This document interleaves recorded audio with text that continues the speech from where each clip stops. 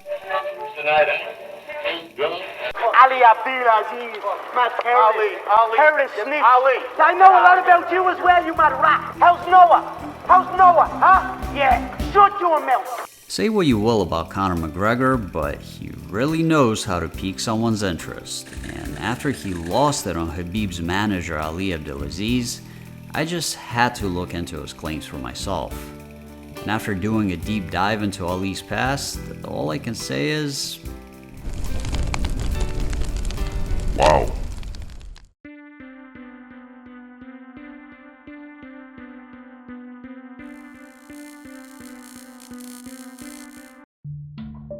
my name is Greg, and welcome back to GK, where we talk about all things that make you look over your shoulder when you're all by yourself. This week, we'll be discussing the dark and controversial past of the biggest manager in mixed martial arts, Mr. Ali Abdelaziz, also known as Robber Britain, apparently. While he's had articles written about him in the past, most of them only shared surface level information and were written with a pretty clear agenda. The authors seem to genuinely dislike Ali, by extension of the most prominent fighter on his roster, Khabib Nurmagomedov. I, on the other hand, am a big fan of Khabib, therefore I will not just be spewing hate for the sake of spewing hate, and I also will not be directly accusing anybody of anything, so the word allegedly will be used a lot. What I will do is present the available information in the most non-biased way that I can. And to be honest with you, with how absolutely insane a lot of this stuff is, I feel like that should be more than enough. And if you're a fan of these types of videos, then leave a like or a dislike, you know, whatever. Not gonna tell you how to live your life, and consider subscribing because new content is posted every week. And with that said, let's get into it.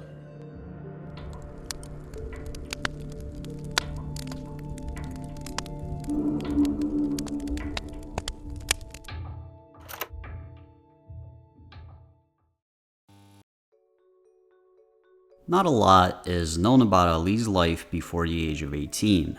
It has been said, at least on one occasion by him, that he was involved in criminal activity from an early age. That seems to be corroborated by a claim from investigative journalist Mike Russell that there is evidence of check fraud charges back in his native Egypt, and that his brother is serving life in prison for a bank robbery. I'd label that as speculation though. There could be some truth to it, but I personally have not seen any evidence. His presence in the United States was first recorded in 1996 when he arrived at the Olympic Training Center in Colorado as a potential Olympic competitor in the sport of judo. The story is a little muddy here because there are no official records of him actually being an Olympian, and some say that it was simply a cover for entering the US. However, he is recorded logging in and out of 7 sessions at the Olympic Training Center between October 23rd of 1996 and December 31st of 2001. And he has been identified as the cousin of the 2004 gold medalist in Greco-Roman wrestling, Karam Gaber.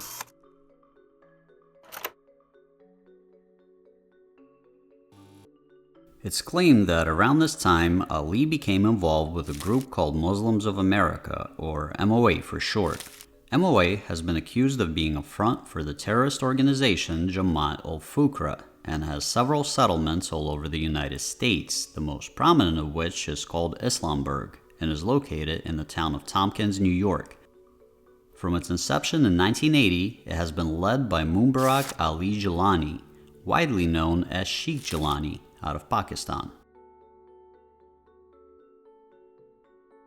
I do want to say that officially, local law enforcement and state police does not consider Islamburg as a terrorist organization, and the claims made against them have been backed by some less than reputable groups whose names I don't even want to say in this video because, quite frankly, I don't want to get it flagged by YouTube. In addition, Sheikh Jilani has publicly denied any involvement with Jamaat al-Fukra, but the claims against M.O.A. have been made by the US government in 2002, and by Ali Abdelaziz himself in 2012 in a book by Martin Moyer titled Twilight in America. And since this video is about him, that's what we'll go with. As a side note, do you guys feel like it wasn't at all a coincidence that Martin Moyer used the word Twilight in the title of his book, being that this was the biggest franchise in 2012? You gotta do what you gotta do to pay the bills, what can I say? Anyway, let's keep going. It's unclear exactly how or when Ali first became acquainted with the M.O.A. He claims that he met members in a martial arts class in the area of Colorado Springs sometime after 2001. There is a branch in that area that was allegedly led by James D. Williams, a man involved in a 1990 slaying of a Muslim cleric, as well as the 1984 bombing of the Denver Hare Krishna Temple, who was sentenced to 69 years in prison on March 17th of 2001. Ali's timeline comes into question, however, because there is evidence of him interacting with an M.O.A. associate named Tabari Malik Zahir well before 2001, when police noticed that he was depositing large sums of money into Zahir's account. Allegedly, the two, along with Ali's cousin Muhammad Hassan, also ran a counterfeit clothing business under the name Fat Fashion. Furthermore, some unnamed sources have claimed to have knowledge of him directly interacting and even being friendly with James D. Williams, which would have been impossible after 2001. Records show that between 1996 and 1997, Ali moved around between New York and Georgia, areas with several M.O.A. villages, before settling in Colorado Springs in 1998. That same year, he had a short-lived marriage to 42-year-old Isabel Castro. In his own words, as quoted in a police report, the two did not get along. Allegedly, he married another unnamed woman in 1999 after meeting her at the mall, but that marriage also ended up falling apart. It's been said that his eagerness to get married was due to his desire to become a permanent resident of the United States.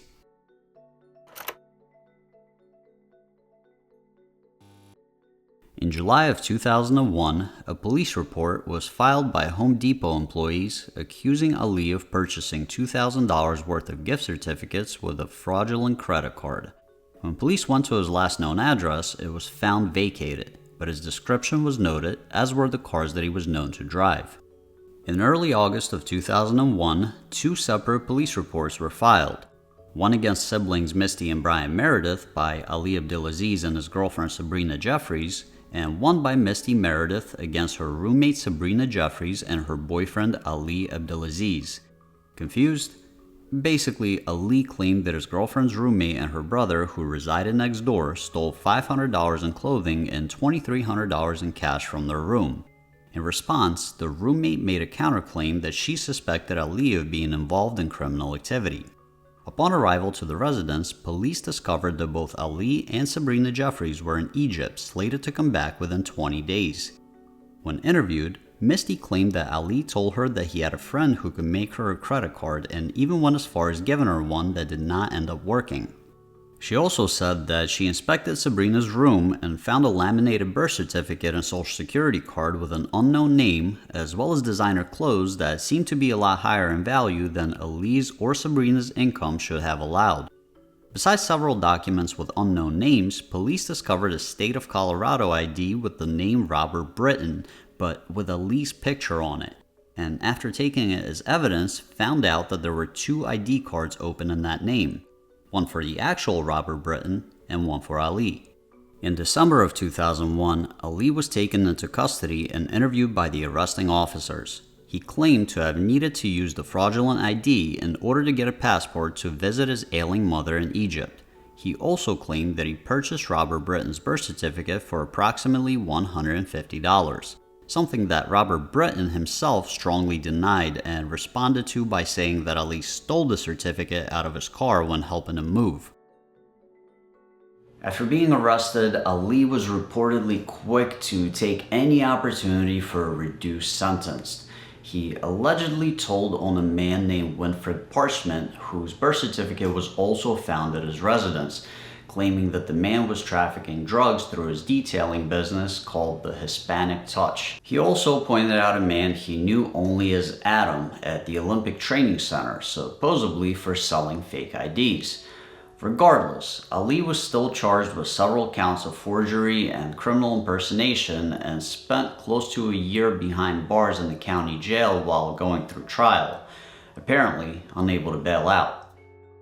On August 15th of 2002, Ali was found not guilty on all counts. According to him, his lawyer made a choice of evil argument that resonated with the jury, basically saying that he was forced into doing something that went against his moral principles in order to go see his mother. Sabrina Jeffries allegedly traveled back to Egypt under the pseudonym Lillian Husk before the trial in order to get his mother's death certificate to help the case. There are claims that this certificate is also fraudulent and that his mother is still alive to this day. Still, he faced additional charges for a similar crime and on April 7th of 2003 was sentenced to 60 days in jail with 90 days probation. However, he was given credit for 206 days served while waiting for the trial and was not required to go back to prison. There were several continuances throughout the trial, and due to the events that followed, it's been assumed that these were used to strike a deal with Abdelaziz for him to become a confidential informant instead of being deported back to Egypt. There are a lot of official mugshots and police reports pertaining to all of this information. Unfortunately, I will not be using them in this video simply because they're all watermarked and I just don't know what the rules are for copyright when it comes to that. And also, I don't know how many views this video will get. I mean, it could be 10, it could be 10,000. It's pretty unpredictable when it comes to this website. I'm still new to this whole YouTube thing and maybe I'm being over dramatic, but I really don't want to risk it. I'm no lawyer, nor do I have the funds to retain a lawyer if needed. Therefore, I'll just leave them out. But if you're curious, I do want you to see them. So just go to fukrafiles.com. They're all there. They actually have a whole specific section dedicated to Ali only. I'm not affiliated with this website in any way. I just use them for research, and fair warning, they do seem to have a pretty strong agenda against the M.O.A. and a lot of their articles take a lot of leaps and assumptions. However, the police reports and the mugshots and all the official documents seem extremely legit. So if that's what you're looking for, just go there. If it comes out that they're into some crazy stuff down the line, I don't know. I did my own personal research and I really couldn't find anything, but if it does come out down the line, if I miss something, then I'll probably just end up deleting this part of the video. Anyway, let's keep going. As recounted by Ali to Martin Moyer, he was approached in jail by a person representing Washington, D.C., who asked him to take a polygraph test in order to become an informant, which he passed, and was officially hired to work directly with the NYPD and the FBI. He was given the title Confidential Informant 184, but was codenamed Dolphin by the NYPD for his rapid-fire speech patterns, and Tap Out by the FBI for the way he usually lost his fights. In order to provide a good cover, he was deported and then issued a special green card that allowed him to re-enter the country.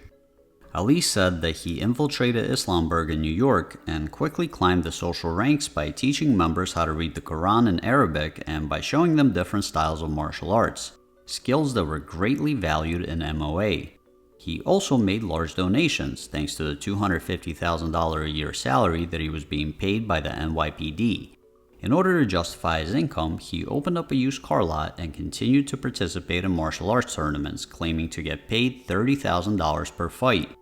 By the way, these same CI funds were allegedly used to open his ultra-successful Dominus MMA management company in 2008. He quickly became close with the chief executive of M.O.A., Hussein Adams, son of Barry Adams, a convicted terrorist with links to Jamaat al-Fukra, who was deported to his native Trinidad due to his role in an attempted bombing of a Hindu temple and theater showing Indian films in Toronto. Here are the two of them at an M.O.A. outreach event with members of the FBI in 2005. According to Ali, such events were simply a front to soften the public perception of the organization in order to limit suspicion, and as a direct result, surveillance by the government. Now, this next part of Ali's story, I feel a little uneasy about, and to be honest, I'm not even sure if I believe it.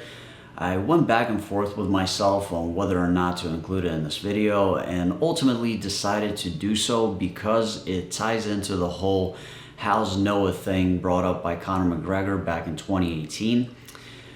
Allegedly, Ali married an underage girl named Fatima in Islamberg in 2005 in an arranged ceremony. Supposedly, the wedding was approved by Sheikh Jilani himself, and Fatima was the daughter of a high-ranking member of the M.O.A. About a year later, she gave birth to their son, who Ali eventually ended up abandoning. Now, I haven't seen this child be referred to as Noah, but context would lead me to believe that this is the same child that Conor was talking about. Alright, so as I'm editing this video, I found this article online that claims that this guy right here is Noah, which would make this kid that I'm talking about somebody entirely different. Again, none of this is confirmed, so take it with a total grain of salt, but I feel like I would be doing you guys a disservice if I didn't mention this. So there you go. Now, this is a very serious accusation, and it raises a couple of red flags for me personally. First of all, there's a discrepancy on where this child was abandoned. From what I found, Ali was living in Islamberg, which is in New York. But the investigative journalist Mike Russell that I quoted earlier claims that Ali abandoned Noah in Colorado. Furthermore, I find it really hard to believe that somebody can owe $50,000 in back child support, as Mike Russell also claims, and somehow avoid going to jail. But if Ali indeed owed this much money to the government and somehow still avoided going to jail, there would still have to be some kind of a record of Ali signing off on a birth certificate if he was deemed the party responsible for the child support. And therefore, there should be a record of him getting married as well, which, believe it or not, would have actually been legal in New York in 2005. As a matter of fact, New York only recently passed a bill called Nalia's Law, raising the age of consent from 14 to 17 with a parent's permission, ironically enough in response to a 13-year-old being forced into marriage. Pretty disgusting stuff in this day and age, and I have a really hard time believing that if Ali did engage in something like that it wouldn't have come out sooner, but these claims are out there, so make of them what you will. Ali's main objectives as a confidential informant seem to revolve around gathering intelligence around potential militarization of the M.O.A. He intermingled with members of Whitehawk Security International, a security company that allegedly doubled as a front for the secret military sector of the M.O.A., and claimed that he personally witnessed group exercises resembling guerrilla warfare. On at least one occasion, Ali was recorded engaging in firearm training alongside members of Whitehawk. He also claims to have filled the role of an overseas ambassador of sorts, helping set up M.O.A. camps in Venezuela, Egypt, Morocco, and Saudi Arabia at the request of the U.S. government. It's unclear exactly what role these camps played within the greater scope of the M.O.A. or the specifics of what he had to do in order to establish them, as he was unwilling to disclose that to M.O.A. Apparently, during his trip to Egypt, Ali was detained, and he claims that the US government caused him and his family a lot of problems, and if he were to get deported, his well-being would be at great risk.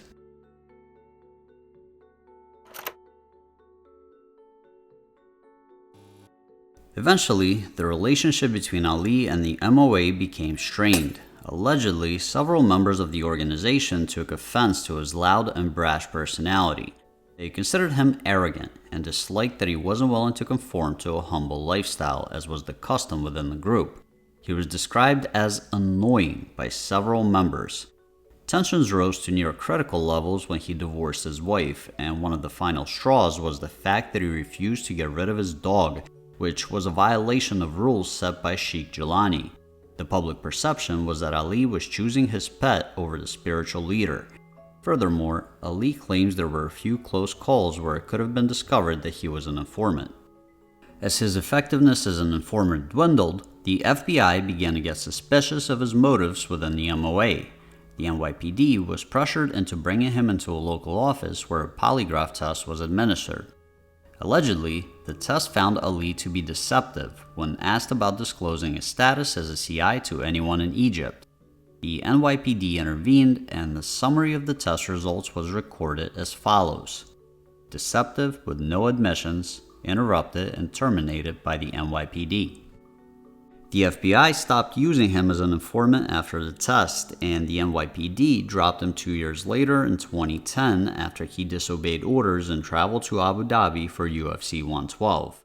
Upon re-entry into the country, he was detained and spent several months in an immigration holding cell, eventually being released and forced to wear a monitoring ankle bracelet due to having epilepsy. This was when he approached Martin Moyer in hopes that his testimony would aid in his forthcoming immigration hearing. After being granted asylum in 2011, Ali ceased all communication with Moyer and today is a free man. Granted, he doesn't commit any crimes that could reopen deportation proceedings. Crazy story, huh? There are some things here that could fall outside of the realm of believability, at least for me. They could all be true, don't get me wrong, but I do want to give Ali the benefit of the doubt. But a lot of this information is corroborated by police reports. For instance, it is a fact that Ali was arrested for identity fraud. And it's also a fact that he attempted to give up people to save himself. There are direct quotes in those police reports to prove that. And it's also a fact that he was involved with the M.O.A. as he was pictured with them and they acknowledged that he was a member. What doesn't quite sit right with me is the thing that blew this whole story up in the first place. That would be the whole M.O.A. situation. If it really happened the way I found it on the internet, then his story is a lot darker than I initially thought, and it was already really dark to begin with. But this will bring our story to an end. I hope you guys enjoyed it. If you have any thoughts, don't hesitate to leave a comment down below. And as always, I will see you soon with more true crime, paranormal, and the mysterious.